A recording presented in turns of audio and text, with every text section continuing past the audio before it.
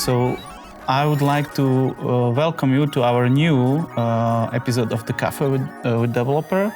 Right now with Nathan Phipps. I hope it's pronounced right. It's wrong, eh? Almost good. This is Phipps. Phipps. Like rhymes with chips. Yep. Okay, Phipps. Thank you for correcting me. Nathan is chief architect in the Deutsche Telekom IT. So it's first time when I'm using the tablet because it's also quite new topic for me and a little bit different cafe or cup of coffee also for me. So please excuse me for those, let's say, tablet things. And Nathan, so can you a little bit introduce yourself and your role? Because chief architect, it seems for me like, chief of enterprise, let's say flight ship or galaxy ship. So what is it and what is your role? Yeah, that's more or less exactly what you said. If you think of DTIT, like a giant cruise ship with thousands of different parts, departments, layers of things happening. My job is just to make sure that ship is going in the right direction, that the different boxes are fitting together in the right way, that we're spending money in an efficient way and able to build the right capabilities for our business. So if I divide by areas, of course, there's the top layer of the website and the app and the touch points the customer uses, or there in the call center, there in the shop. And then there's many layers of things down below, which enable the customer orders to be provisioned, enable the customer to be serviced, enable the network to actually function properly, all the way down to the back office, the ERP, the finance systems, the supply chain systems, the HR systems, a huge landscape of technology that's required to make our enterprise function every day. And my job is to hire the architecture team, make sure the right team is in place, the right guidelines, such that the technology is being done in the most high quality way. And when I say quality, I mean cost effectiveness, ability to thrill our business and our customers, and our ability to be agile and fast in the market and make changes on demand as the market demands. Okay, cool. It sounds interesting, but I would like you to grab you a little bit down. And I'm pretty sure that everybody is facing the issue that as a customer, I would like to change some service, and I need to go for my mobile phone to different portal. Then I need to go for my television or fixed net. So we called in IT the harmonization of the IT landscape. I think that this is really a very interesting task, and what is actually I see that we are not good enough in this area. So what is your task there, and what is actually the task of telecom IT to achieve the, let's say, be harmonized and customer will have really fluid customer experience? Yeah, it's exactly one of the biggest issues and struggles that we face is exactly what you point out, this kind of really huge tail and big distribution of our IT systems, such that a lot of the time, the exact same customer, if they have 3 different products, I may have entered him in 3 different systems, and there may be 3 copies of that guy flying around, and I don't even have a single place to know that he's one customer with 3 products versus 3 customers with 3 different products. So, and it's not a switch that we can flip and have everything be harmonized tomorrow. It's a roadmap of changes which we have defined and put in place to. And the main thing when we talk about is the legacy retirement, because most of these problems are rooted in the legacy years-old technology that we've had that we have not really modernized fast enough. For example, just a simple thing, like we are historically a fixed line operator. We have a lot of systems which are only devoted to fixed line products and fixed line customers. They can't handle a customer buying a SIM card. For that, there's different systems. And we need a series of IT projects to have new systems in place which will handle all those requirements together. And this is what we call the B2C roadmap. This is the roadmap by which we will achieve exactly what you say, the customer and the product harmonization, and have a much smaller, simpler, more cost-effective, much higher performance, small group of technologies which will exactly do what you mentioned, where we have the customer master in one place, their products, clearly defined in one place, and allow us to really not only have one view of the customer, but allow us to even more effectively launch campaigns to even propose new products to these customers where there might be a good fit. So it's fantastic from our IT cost, our IT speed, our overall IT quality, and also from the kind of new business propositions that we can put in place once this kind of an architecture is in. It will take still, 3 to 4 to even 5 more years to really reach this nirvana state of only new systems, all systems older than 5 to 10 years actually retired, and only new, truly cloud-native platforms actually managing all this. It's a long roadmap that we have, but the good news is the roadmap is in place, and all of the stakeholders, all the way from our CEO down to all of the business teams and IT teams, are dedicated to making it happen. It's a matter of us to now execute this. So this is, I think, a area where we have a strong architecture vision and a good way forward. Okay, so I right now start my imagination. I'm a developer, so yeah. What will be the task of those people who will be implementing this, let's say, new systems, retired old systems? I can imagine it's not like developing a new system and then we just switch off the old one. Yes, so it's must be something done. So it's not for the software engineer, just also DevOps people, for the, let's say, other people who are, let's say, a little bit lower and need to perform this task. What is the vision for them, or what will be the task for them in this process? Great question, and it's highly, of course, dependent on their particular job.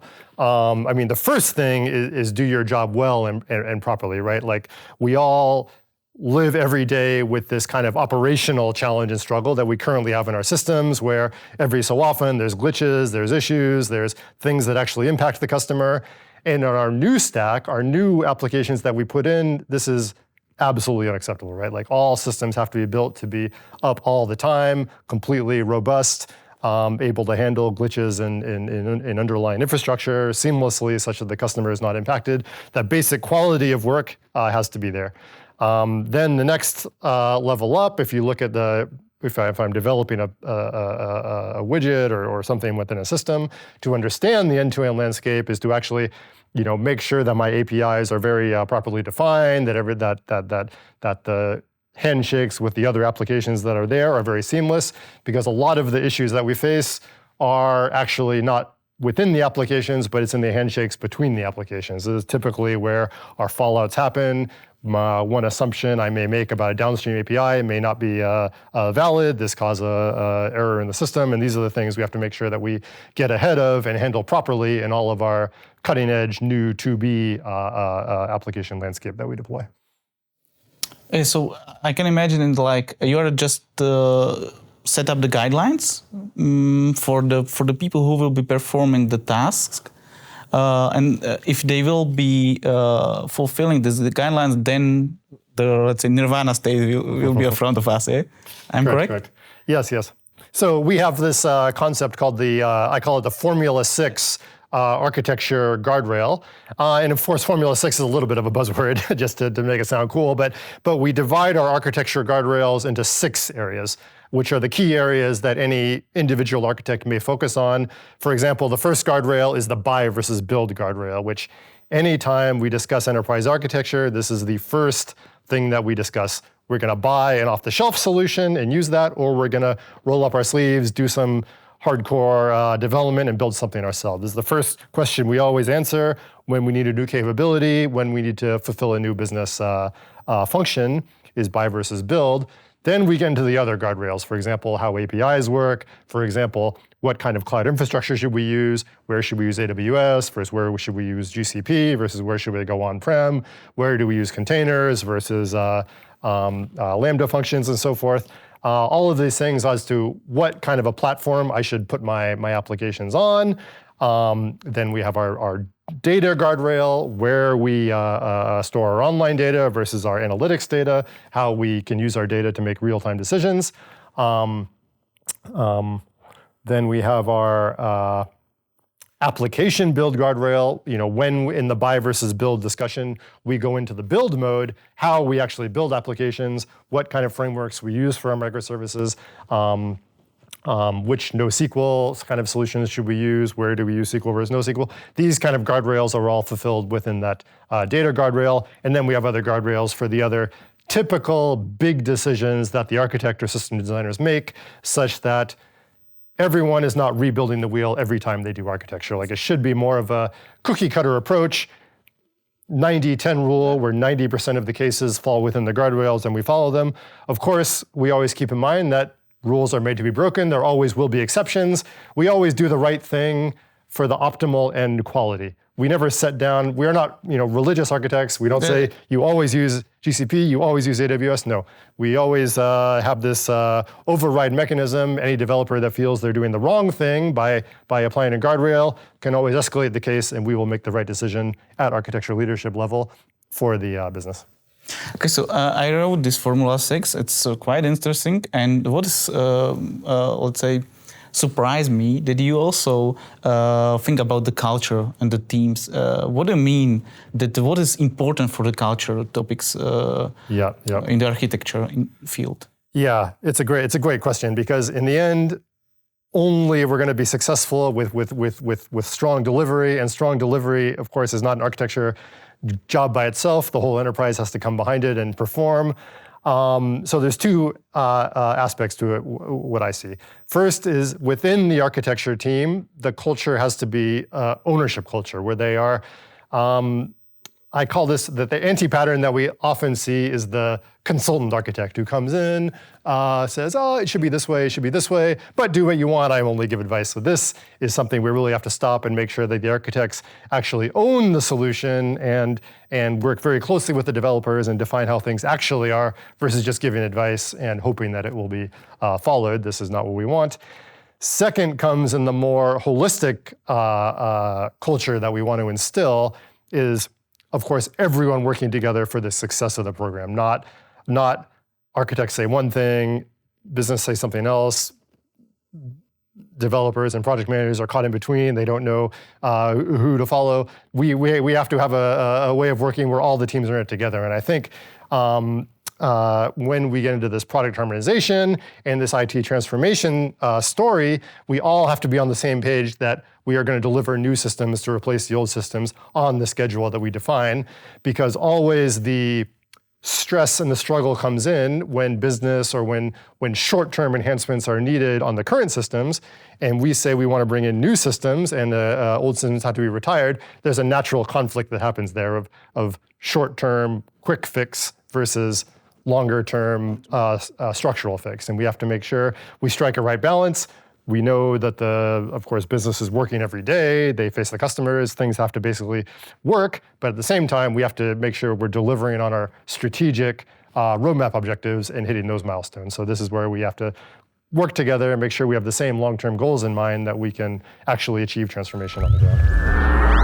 So we always say that Deutsche Telekom is in the middle of one of the biggest IT transformation. IT is a real big part of this transformation. If you will have this wizard ball, and crystal ball, we say. Crystal ball, yeah. Okay, crystal ball. Yeah. What is your estimation? What do you think that you will see in this crystal ball? What's happened? Yes. What is next in front of us? Yeah. I mean, definitely, I see a lot of change and huge transformation. I mean, most dramatically, it has to shrink. I mean, over the years, it's just become so huge. The number of applications is so many. There's so much duplication and whole systems doing a job which should be done by something much smaller. I think the biggest thing is this kind of shrinking of our IT landscape that will happen, and the consolidation. So a great example is exactly what you mentioned. Different CRM for TV versus for mobile versus for fixed line. This has to be one, and this kind of three becomes one vision, you could say, will happen everywhere in the IT. Even all the way back to our finance systems and our HR platforms, there's so much duplication and old stuff. It has to be modernized and rationalized in one piece. That's one. Second is the speed that we can change things has to be dramatically improved. I mean, today, any small, customer-facing, different kind of a proposition that we want to bring in the market take a long time to launch because of our old IT challenges that are there. New platforms have to be faster and they have to meet the business needs very, very quickly. And it should almost be most of the changes don't require any IT person at all. It should be a lot of, especially the product changes, the new propositions, the new offers in the market. Those should be business self-service features, which they configure in the system, and no IT person has to do anything. Vastly more AI has to be used. We're already a lot of the way there and using AI for our operations and for our developers, but we are still a bit not there yet in terms of using the AI within our application. So actually, great example is the billing. We have a lot of people which today inspect the bills, double check the bills, make sure that there's no billing errors that go to customer, because that, of course, is a huge area of customer dissatisfaction if they get any wrong bill. Sure.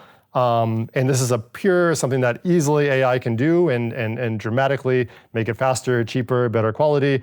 And this is one of the areas I see, us becoming a lot leaner and faster and better off in the future.